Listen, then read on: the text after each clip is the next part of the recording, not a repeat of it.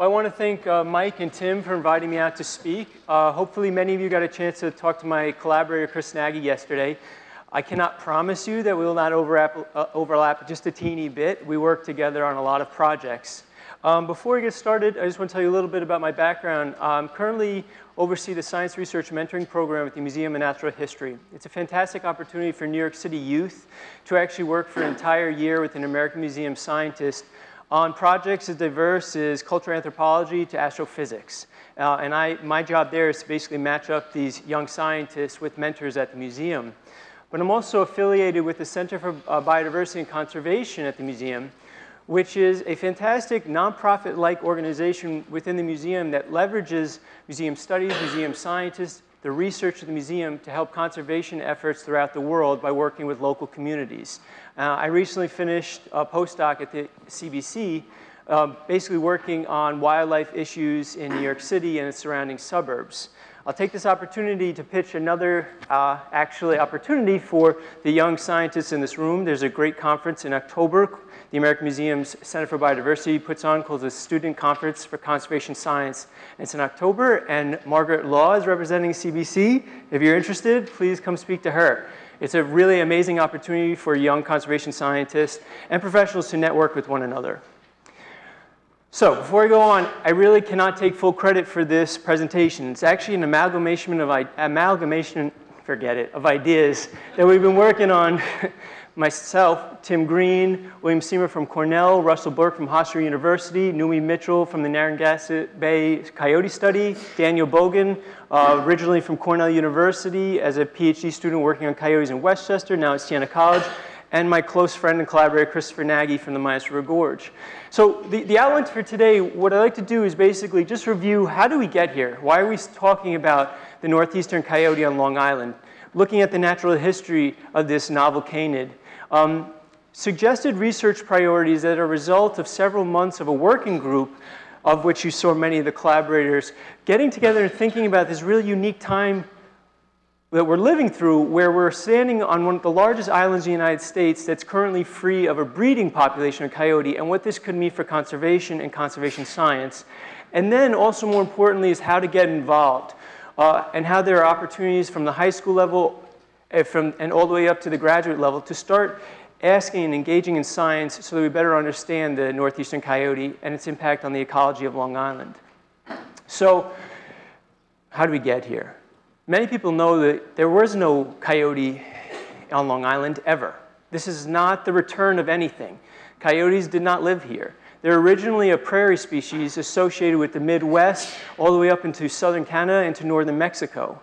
Over the last 150 years or so, they have undergone a dramatic range expansion north, south, west, and east. They can now be found all the way south into Panama and all the way north into Alaska. And obviously it brings us close to home. I better back up. To the East Coast.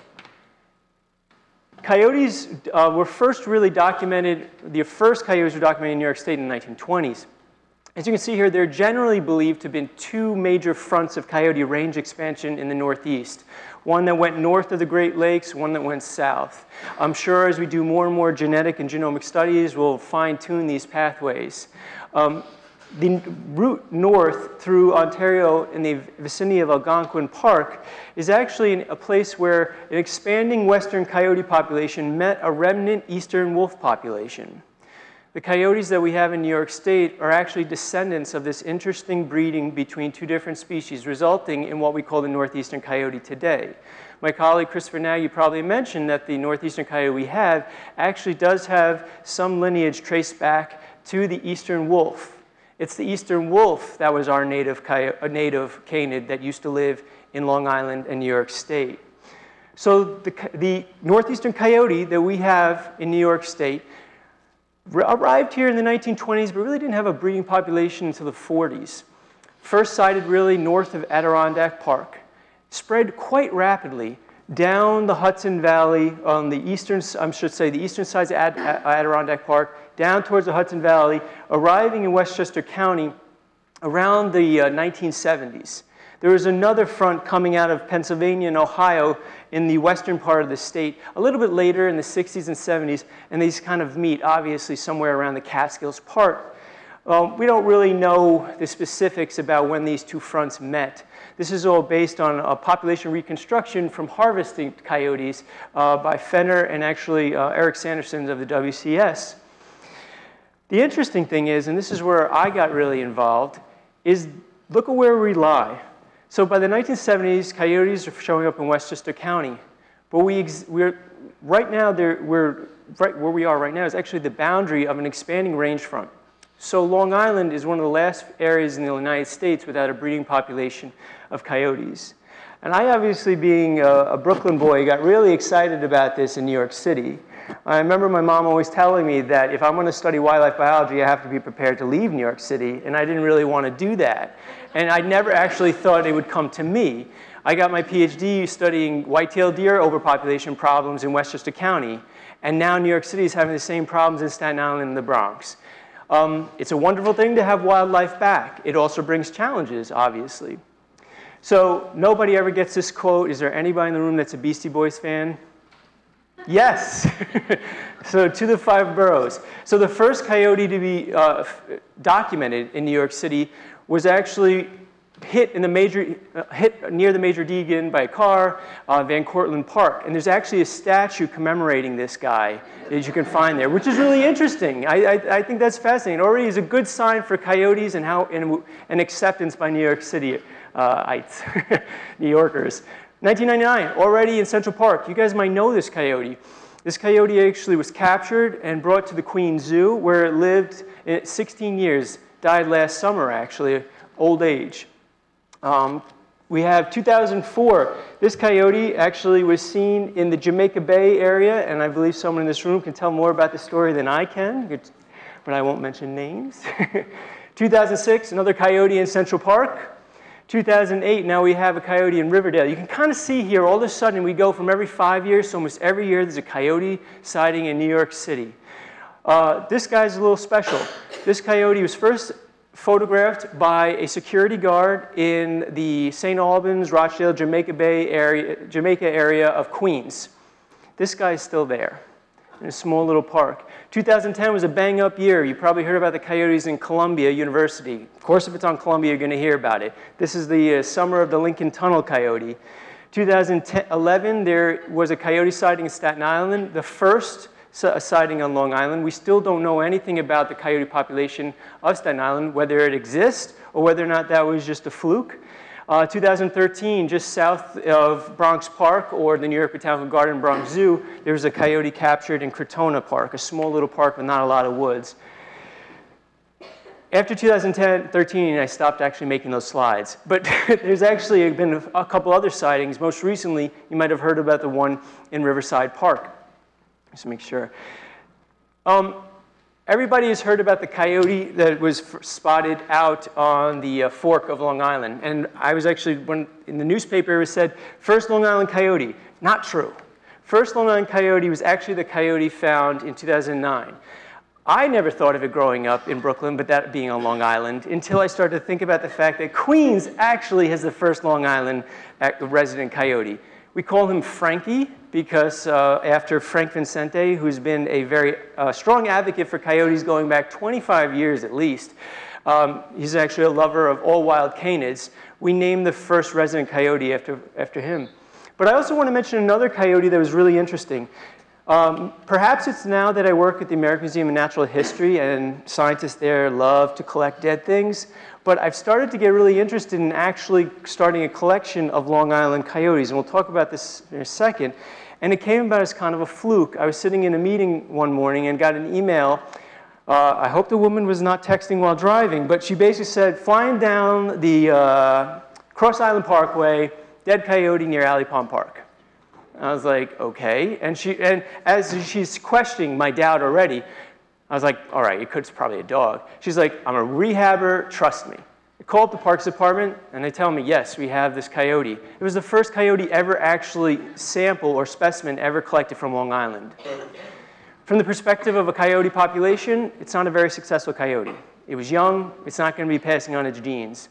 But that coyote now is actually at the American Museum of Natural History, and I'll talk about some plans we have for collecting more in the future and the purpose and the use of that. So all those reports of coyotes that I showed you before were all in the media. So this is just simply going into the media and tracking basically what people reported, photographs, and the media's interest in this story. But it was around that time that my colleagues and I realized that nobody was paying attention to this. All we were finding out is where coyotes made themselves apparent. And there were all these places in New York City that nobody would probably ever go to or look. These are the really great wilderness, wild places where there's not a lot of ball fields, lower population density. When we use some of our habitat modeling that I'll talk about in a little bit, we would project some of our coyote habitat models to New York City, and all these little spots popped up, bright red, like a heat map of areas with potential coyote sightings. So working with the New York City Parks Department and a grant from the Earthwatch Institute, we started what would become what we call the Gotham Coyote Project. Basically just our moniker of all the research associated with this really amazing event, the colonization of New York City and Long Island by a top predator. And working with high school youth, which is very, very important for our story, we actually started setting up cameras throughout New York City's parks, mostly focused on the Bronx and Queens and northern Manhattan. And this is the result of about 4 years of camera trapping. I'm really summating just Christopher Nagy's talk yesterday. He spent a lot more time talking about, for those of you who weren't here. What we were surprised by is that the coyotes in the Bronx were not just in the large parks we may know about, like Pelham Bay and Van Cortlandt that share a border with Westchester County. They actually were pretty firmly established in the South Bronx as well. In fact, they were breeding there. We also found that the coyote population in the South, or the family unit, actually occupies the entire shoreline. And actually, during the wintertime, occupies the entire shoreline, and in the summer kind of contracts around the White Stone Bridge, which I should mention is a stone's throw from Long Island. And they're breeding. Coyotes in the central part of the Bronx and all the way up into Riverdale. And there's actually frequent coyote crossings into northern Manhattan. We have the darndest time trapping northern Manhattan because our cameras are, I think it's just fate or bad luck, are always breaking. But we did capture at least one coyote in Inwood Park. But we don't believe that there's any breeding population on Manhattan as of now. And our poor little guy in southern Queens, Frankie, still a lonely, we think, male, all by his or her lonesome self. These are actually my two graduate students from Pace University with one of the American Museum's shrimpers, or Science Research Mentoring Program interns, setting up camera traps in Pelham Bay Park. So, with coyotes firmly established in the Bronx, slowly making their way into Queens, a strong population of coyotes all throughout Connecticut's southern shore. A Long Island population is not a question, it's just a question of when. And I have all these questions. So when will coyotes arrive? How will they get there? How fast will they colonize the island? What is the impact of coyotes on blank? Just name it. We've seen a lot of different terrestrial talks. Coyotes as being at least a form of apex predator can be hypothesized to have different impacts on the things that they consume and indirect effects on even the possible vegetation. Big question marks. Why do some communities perceive coyotes as more or less of a risk? When it comes right down to it, coyotes on Long Island is an interesting academic natural history question, but it's also a management concern. And so while I'm the first to say coyotes actually do not present a major risk, that's the truth, they can present a major perceived risk. And understanding how people perceive a new novel canid predator is very important, especially if they don't want to put up with one in their backyard. And last but not least, how do we facilitate coyote coexistence? And these all kind of come together. Long Island, and this is what I think excites me and my colleagues the most, is that you have the largest island in the United States, free from a breeding population of coyotes, and it captures a range of habitat types from the most urban to the most rural environments. And since it's coyote-free, we can think long-term about what are these study designs that we should implement now to document the baseline ecological, socio-ecological conditions of the area, such that when not if, but when coyotes arrive, we have the baseline data by which to say coyotes had this or did not have this impact on the local communities. And I think one of the mantras that you'll hear over and over again, and next time you hear my talk, you'll be bored, is that we have to act now. We have to act now about setting up study designs and thinking about what are the questions that we wish we could ask. Because once coyotes colonize it, the only way to figure out coyotes' impact on the environment is a lethal one. Kill them and see what happens. That's not very nice.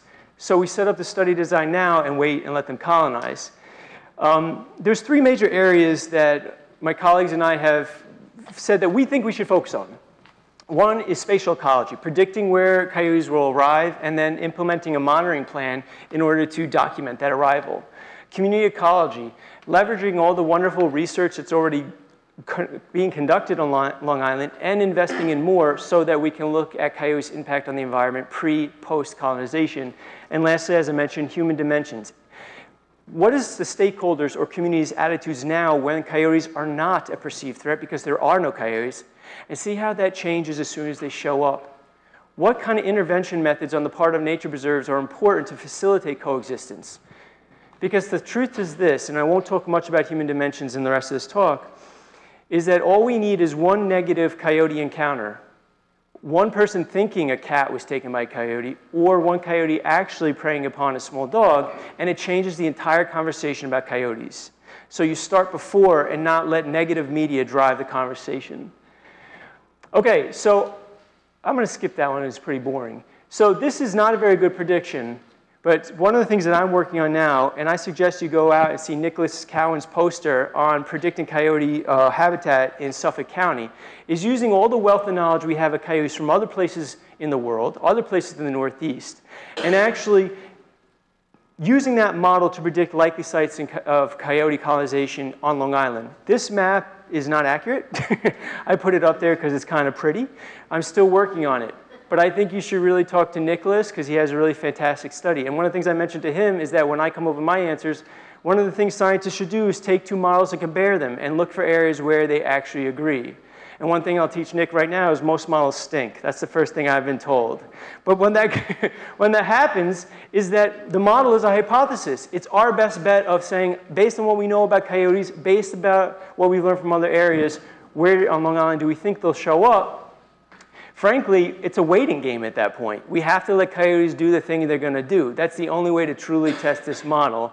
It worked. We have no idea where they'll come from. It is totally possible that coyotes will come from the Bronx, crossing either using the major bridges such as the Whitestone, the Triborough, railroad tracks such as Hellgate's Bridge that go over the East River. It's theoretically possible they swim from the Pelham area of Westchester County and arrive in what I think is called Kings Point Park in one of the in Great Neck. These things are all possibilities.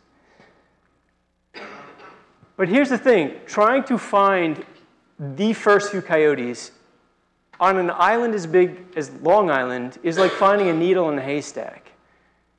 If we don't set up a monitoring protocol now to look, it's probably not until the first few individuals are successful and they have babies, and their babies have babies, and their babies have babies, and they start showing up perhaps in larger parks, that's the only time we're really noticed. And so a lot of our efforts now is thinking about what kind of monitoring strategies can we use to survey such a large area. One of the things that we've used very successfully in Westchester County is citizen science, or simply actually going to the eyes and ears of the suburbanites and urbanites that take up the majority of the landscape and tell them to keep an eye out for these wildlife that we're interested in, which particularly I'm talking about today is coyotes, but it could be anything from red fox to otter.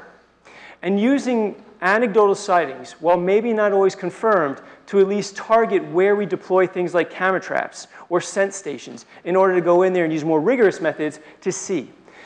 The reason why we're finding these first few individuals is so important is because we can then monitor the growth of the population. I should say it's very, very, very rare for a conservation biologist ever to actually be able to monitor something in real time. We often find out that something bad went wrong and we try to figure out retrospectively what happens. And so now we're trying to set up a monitoring campaign that can help us understand the population's growth from the very beginning.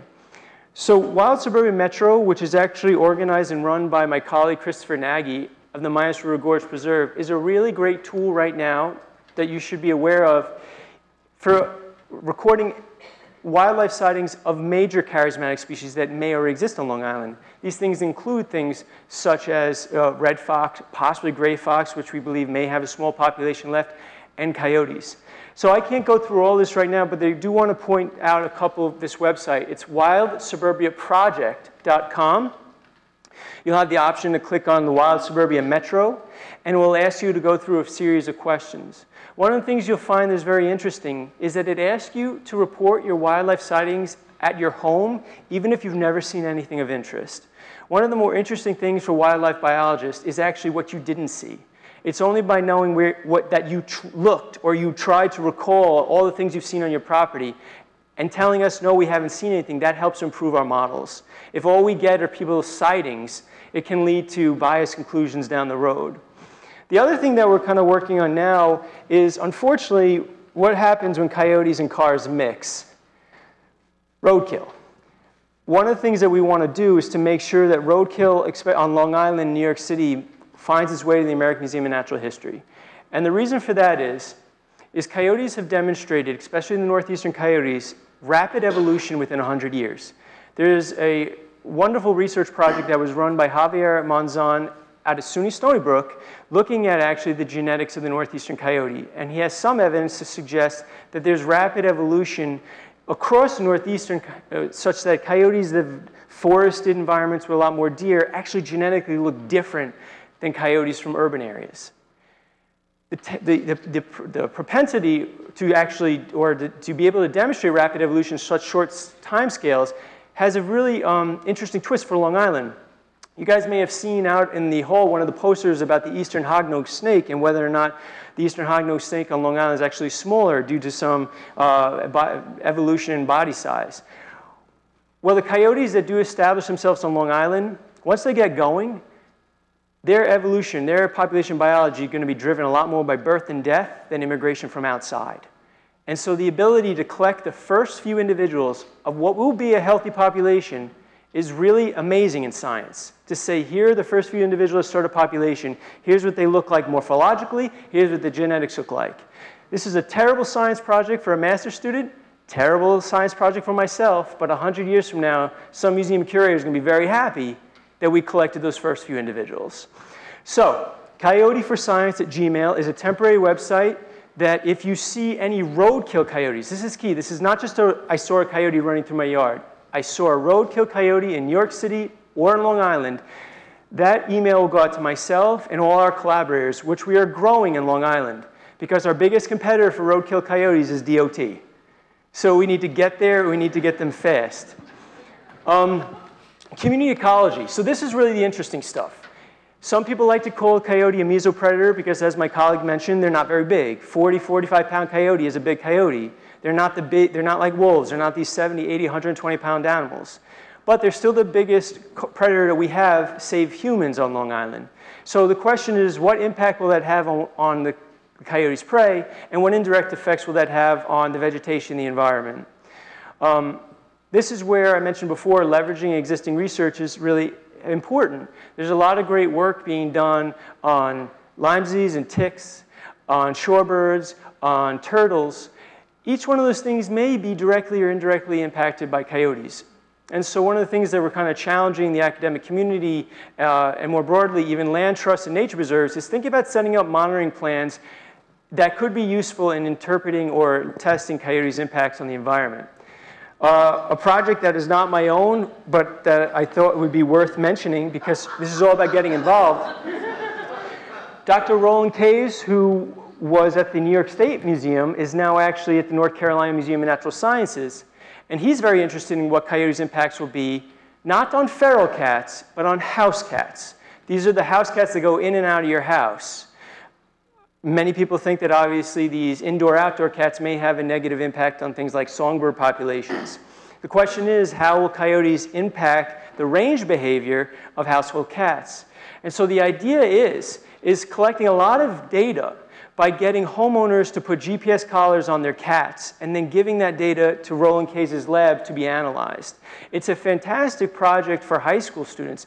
I cannot promise what Dr. Kays will do, but there is the possibility that you actually can get GPS collars for use on this project. And so one house cat is an experimental unit of 1, not very helpful. But it's possible over time, if enough people do this, it's interesting baseline data, especially if this could be combined with monitoring sites that are set up, perhaps by using maps such as Nicholas in figuring out what areas we should concentrate on. This is just some cute photos because basically it's necessary to put up some cute photos. These are all from New York City. One of the things that is the message that we keep putting out there is that living with coyotes, or I don't know if, loving coyotes is always an option, but living with them probably will not be. They will establish themselves in some of our wooded areas, perhaps some of our pocket parks that have wooded areas on Long Island, and they will be in vicinity of homes. But the one thing that every research project about the northeastern coyote and coyotes more broadly reinforces time and time again is that they're an interesting creature that can tolerate us, but always avoids us at all costs. They find the most remote parts of the landscape, and that's where they set up shop. All these things were taken in the heart of the Bronx, in parts of the woodlands where nobody ever goes. They're also pretty adorable. So in the bottom, which is not coming out really good, is actually a series of photographs of the coyotes first coming out of the den for the first time, playing tug-of-war in a plastic bag, and then mom comes in and they start nursing, which I think it can be very, very powerful. I would say I am an advocate for, if not for coyotes, for thinking about how we can live with them, and because we don't have a choice. And with that said, I do think the kind of questions that we are going to ask really will facilitate graduate level involvement, academic involvement at the highest rigor, but it's also a great opportunity for all these wonderful informal learning opportunities that exist on Long Island. Chris Nagy has been working on this project with me for the past several years through the Wildlife Technician Program, which is very similar to the Science Research Mentoring Program I mentioned before, engaging professional scientists with high school youth to answer real-world questions. And there's some great, obviously through the Science Research Program out of the University of Albany, produces work like Nicholas Cowan's that you can see outside. And so there's really the opportunity to do this kind of stuff within perhaps a broader scale, thinking of all Long Island, and in collaboration. So with that said, there are a lot of people. I'm sure I did not hit them all. I would like to thank the Doris Duke Charitable Foundation for basically funding my postdoc work and all these great organizations of which we would not be able to do any of this work. So thank you very much for your time.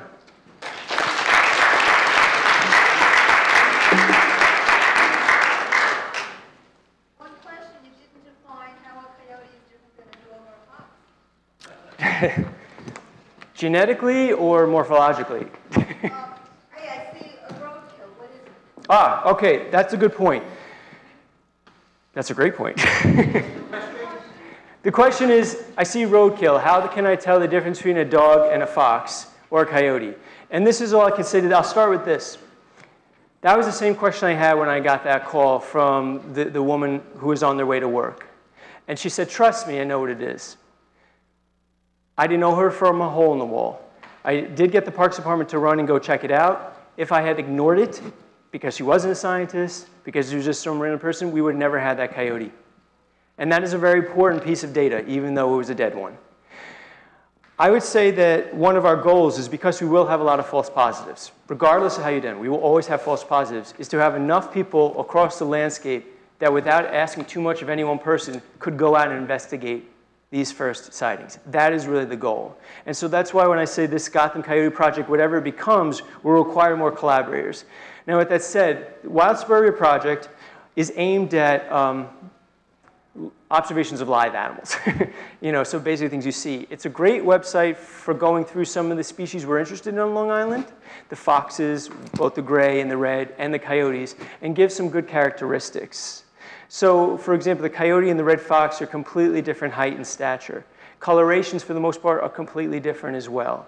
I could see a small dog and a coyote being very confused zipping along the road at 60 miles per hour. No doubt about it. But it's still worth a shot that we will take as seriously as possible, as time permits, to try to investigate some of these sightings. We have plenty of time for questions. Chris? Over here.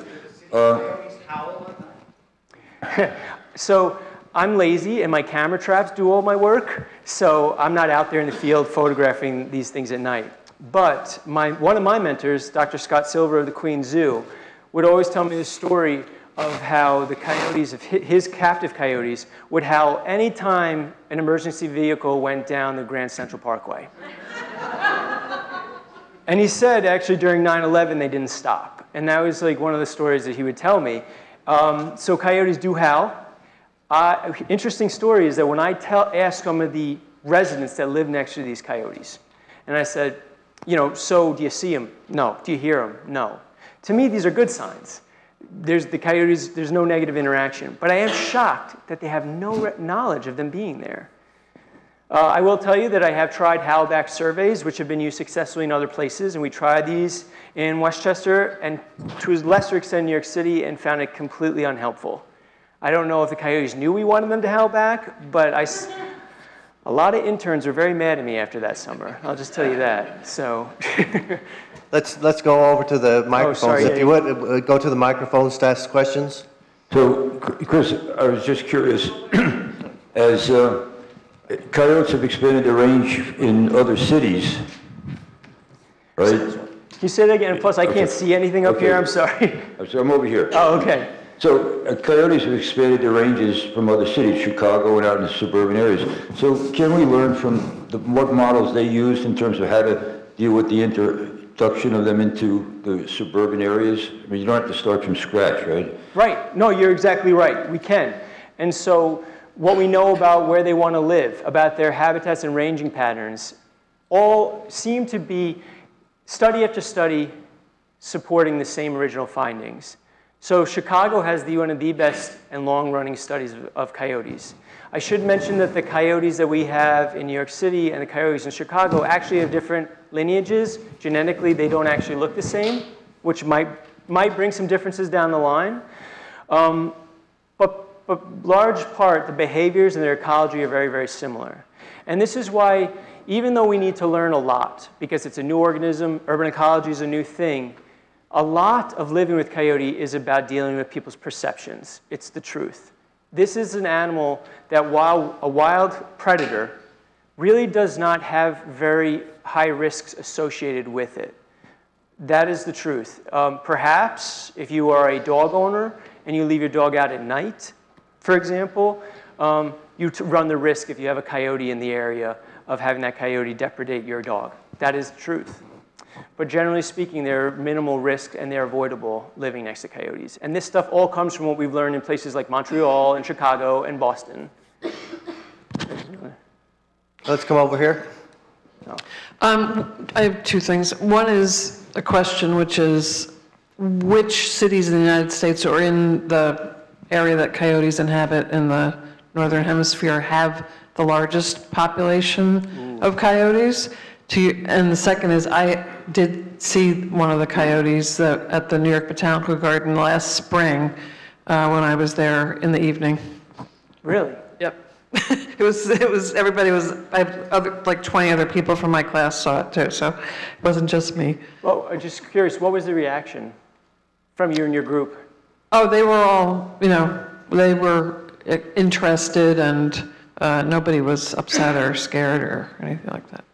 I'm just interested because I always kind of learn from people's first reactions. So, with regards to counting coyotes, one of the things that I'm embarrassed to say is the hardest thing for a wildlife biologist to do is count. So, there are very few good numbers about what the density of coyotes are anywhere, and especially in cities. Even the great study by Stanley Garrett out in Chicago doesn't have concrete numbers about how many coyotes are in downtown Chicago versus outside in the suburbs. For example, our own work with coyotes, we know there's at least 5 breeding pairs, at least, but we have no idea how many transient or young individuals are moving around the landscape. The biggest problem with monitoring coyote numbers is that unless you use things like genetic techniques, there's no way to tell individuals apart. The photographs I showed were some of my better ones, and even then, you could not accurately discriminate between individuals, which is usually the first step required in estimating population size. So I'm sorry that I don't have a good answer about density and which cities have the higher density. I can tell you that New York City is one of the younger urban populations out there. Chicago is a bit older based on where it is in the Midwest. Boston had a great study by Jonathan Way going back into the early 2000s, late 90s. But one of the things about coyotes is because they are territorial, in that a family unit, when it sets up its home range, generally excludes other unrelated individuals. There's actually a threshold to how many coyotes any given nature area could support. So you'll see a threshold. And that threshold is not constant over time. For example, within a year, the family unit may have as many as 15 pups. Many of them die right away. So by the late summer, you might only have 5. Many of them leave, population goes down to the 2 parents, goes back up again.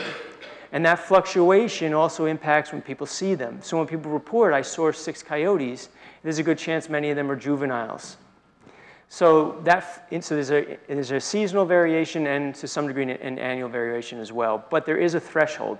It's not like deer densities, where deer densities have these overlapping home ranges and we can see really, really high levels. Okay, Erin? Hi. My question is, with the harsh winter that we had and the sound freezing and me not knowing anything about the natural history of coyote lives, would any of those young have been at a point for dispersal at kind of peak freeze? Yes. Yes, totally possible. I guess you're talking about the ones from the Bronx, correct? Right, yes, and that's one of the questions we ask. So usually, if we didn't have this harsh winter and summer was on the mind, it's like, well, would they swim? They're fine swimmers. They could easily make the swim across the East River. Those are pretty rough waters, though.